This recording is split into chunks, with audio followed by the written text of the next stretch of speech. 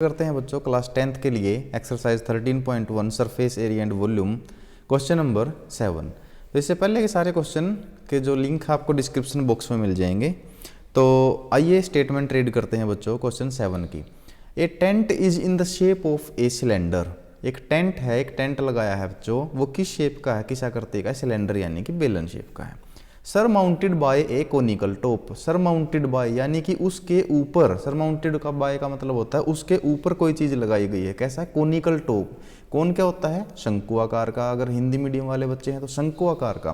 तो यहीं से मैं आप लोगों के सामने एक फिगर ड्रॉ कर देता हूं। तो ये ऐसा वहां पर हमारे पास क्या है, एक जो टेंट है वो किस शेप का है? सिलेंडर शेप का है। तो ये देखिए, तो सिलेंडर शेप का ये आपके पास एक टेंट है और इसके ऊपर ये कोनिकल शेप, ये इस प्रकार से ये टेंट बना दिया गया है। तो चलिए, इफ द हाइट, यदि ऊंचाई, एंड डायामीटर और व्यास ऑफ द सिलेंड्रिकल पार्ट, किसकी बात कर रहे हैं? ये केवल सिलेंड्रिकल पार्ट की। अगर इसकी सबसे पहले देखो बोला है उसने हाइट के बारे में, तो हाइट ही हम लेंगे, रिस्पेक्टिवली बोला है ना क्रमशः। तो सबसे पहले जो चीज़ बोली है तो उसी की डायमेंशन ली जाएगी। तो हाइट उसने बोली है बच्चों हमारे पास कितनी? 2.1 मीटर। तो 2.1 यहाँ पे आपको डाउट नहीं रखना है। उसके बाद उसने बोला है डायामीटर, तो डायामीटर के लिए है 4 मीटर। तो ये हो गया आप लोगों के पास डायामीटर। तो डायामीटर यानी कि जो उसका व्यास है वो है कितना? 4 मीटर का, 4 मीटर का। And the slant height of the top. तो स्लांट हाइट किस में होती है? जो तिरछी होती है वो हमेशा कोन में, शंकु में होती है। तो स्लांट हाइट ये है हमारे पास। तो इसकी जो स्लांट हाइट है आप लोगों के पास, इसको एल से दर्शाया जाता है, रिप्रेजेंट करते हैं, वो कितना है? 2.8 metre. Find the area of canvas used for making the tent.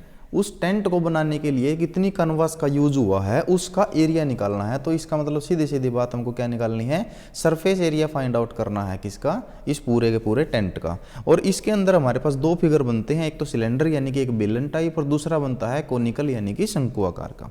तो चलिए, सबसे पहले आपको अपने लिखना है यहाँ पे सरफेस एरिया ऑफ टेंट।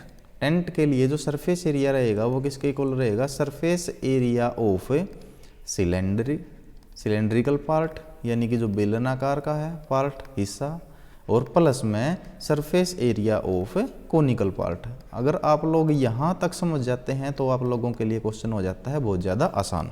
ठीक है, तो अब सरफेस एरिया सिलेंड्रिकल पार्ट के लिए इसका आपको पता होना चाहिए। सबसे पहले तो जो गिवन है अब आप लोग वो लिखिए। गिवन आप लोगों के पास क्या है?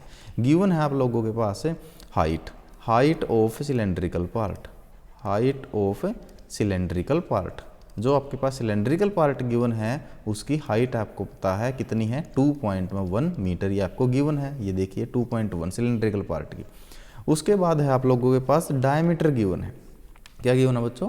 डायमीटर। अगर डायमीटर आप लोग देखेंगे तो ये देखिए, ये है आपके पास डायमीटर। यहाँ से एक चीज़ समझने की बात है, जो 4 मीटर डायमीटर है, जो कोनिकल पार्ट है ये बिल्कुल एज इट इज किसके ऊपर फिक्स है? सिलेंड्रिकल पार्ट के ऊपर। तो दोनों का जो डायमीटर होगा वो बिल्कुल क्या है? सेम है।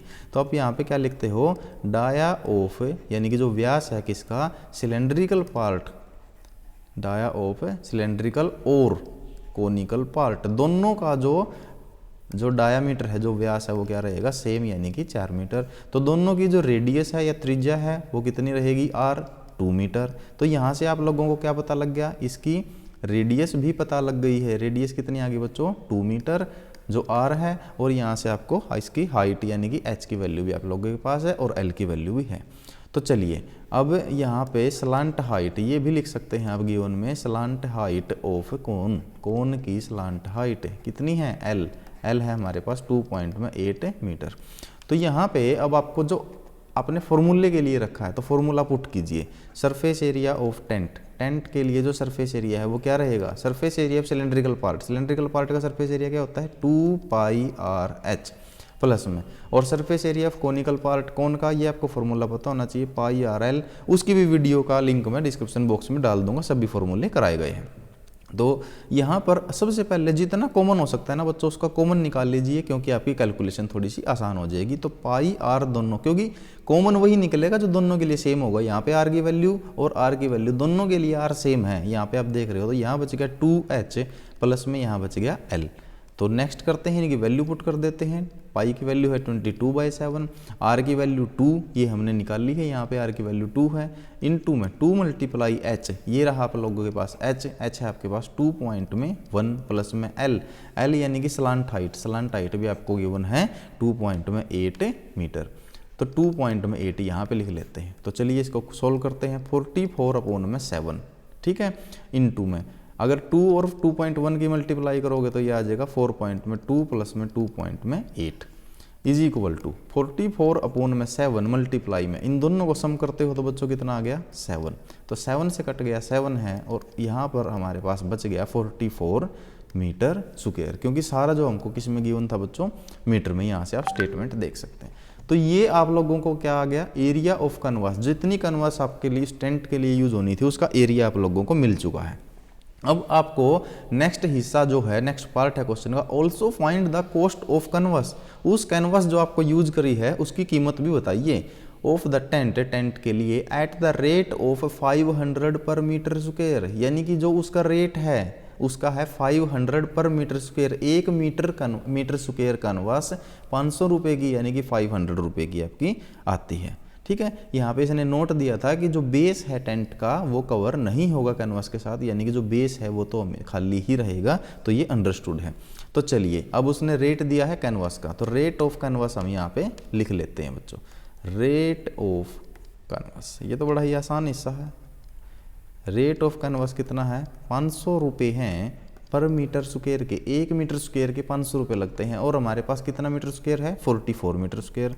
तो total cost of canvas, total cost of canvas की टोटल कॉस्ट अब कितनी रहेगी, 500 है 1 मीटर स्क्वायर की मल्टीप्लाई 44, तो 00 एज इट इज, 5 4 × 20 कैरी गया 2, 5 4 × 20 और 2 22, तो 22,000 रुपये, 22,000 रुपीज़ आपकी टोटल कॉस्ट आएगी किसकी बच्चों, कैनवास की। तो ये दोनों आंसर आपके surface area of canvas used in tent and total cost of canvas used for tent, ये आप दोनों हिस्से आपके निकल चुके हैं। तो बड़ा ही आसान क्वेश्चन है। क्वेश्चन की बस आपको स्टेटमेंट अच्छे से समझनी है, उसके अकॉर्डिंग फिगर बनाना है और फिगर के अकॉर्डिंग जितने पार्ट बनते हैं उनका सरफेस एरिया फार्मूला पुट कर देना है, और बाकी बची कैलकुलेशन वो आपको बड़े ही ध्यान से करनी है। तो आइए बच्चों, मिलते हैं नेक्स्ट वीडियो में नेक्स्ट क्वेश्चन के साथ। तब तक के लिए आप वीडियो को शेयर कीजिए, लाइक कीजिए और प्रैक्टिस करते रहिए। थैंक यू बच्चों, थैंक यू सो मच।